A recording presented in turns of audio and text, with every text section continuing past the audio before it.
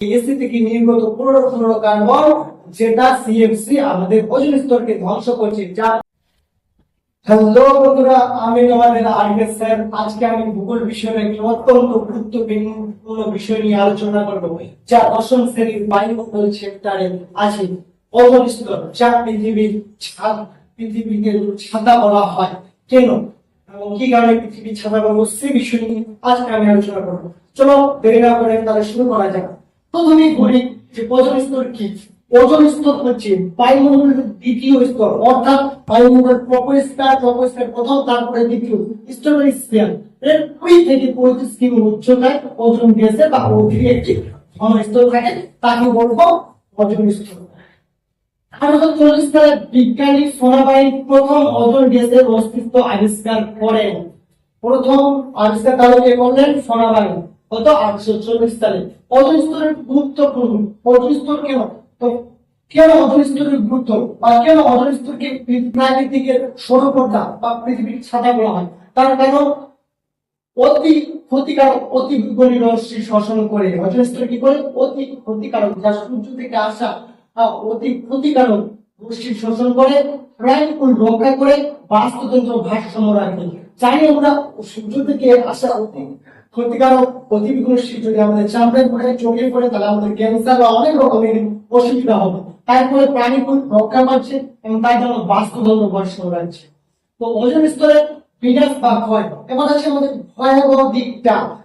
1970-এর দিকে জানা যায় যে ওজোন স্তরের 5 নম্বর অংশে ছিদ্র হয়, যার ফলে অনেক সমস্যা হচ্ছে।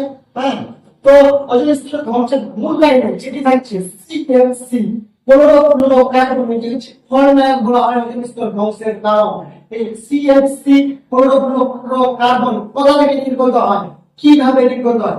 এর মূল কারণ কিন্তু আমাদের বাড়ির এসি, ফ্রিজ, সুগন্ধীয় স্প্রে, এর জন্যই ক্লোরোফ্লোরোকার্বন এখান থেকে নির্গত হয়।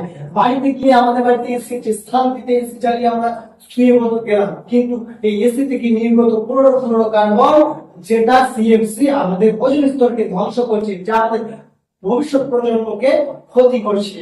হ্যাঁ, তারপরে আছে নাইট্রোজেন অক্সাইড NOx। এটি হচ্ছে আকাশে চলাচলকারী জেট বিমান থেকে নির্গত হয়। আকাশে চলাচলকারী যেসব জেট বিমান আছে সেখান থেকে আছে নাইট্রোজেন অক্সাইড নির্গত হয়। তারপর আছে হেলোজেন গ্যাস। এটি হচ্ছে অগ্নি নির্বাপক যন্ত্রে ব্যবহার করা হয়, আগুন নির্বাপনের ক্ষেত্রে এটি ব্যবহার করা হয়। তারপর আছে ওজোন স্তরের বিনাশের প্রভাব। এর প্রভাব কি হতে পারে? যদি ওজোন স্তর ধ্বংস হয়ে যায় তাহলে এর খুব ভয়াবহ প্রভাব আছে, যার কারণে প্রথমে কি হবে? গ্লোবাল ওয়ার্মিং, তারপরে মেরু অঞ্চলের গলে যাওয়া, বরফ গলে সমুদ্রের জল বেড়ে যাবে, কৃষি উৎপাদনে ব্যাপক হ্রাস পাবে। গ্লোবাল ওয়ার্মিং কি? এই যে বর্তমানে জীবন যুগে যে গরমের সংখ্যা বা উষ্ণতা পৃথিবী বেড়েই চলেছে, এটাই হলো গ্লোবাল ওয়ার্মিং। যার ফলে কি হবে? মেরু, আমাদের দুই মেরু অঞ্চলে যেসব বরফ আছে সেই বরফগুলো কি হবে? গলে গিয়ে সমুদ্রের জলের হার বৃদ্ধি পাবে এবং দ্বিতীয়ত কৃষি উৎপাদন ক্ষেত্রে হ্রাস পাবে, ব্যাপক পরিমাণে হ্রাস পাবে। তো আমাদের ভবিষ্যৎ প্রজন্মের জন্য এই স্তরটিকে 1987 একটি চুক্তি করা হয়। চুক্তিটা কি নাম ঠিক মনে আসছে না, সেই চুক্তিতে সিএফসি হচ্ছে ব্যবহার কমাতে হবে।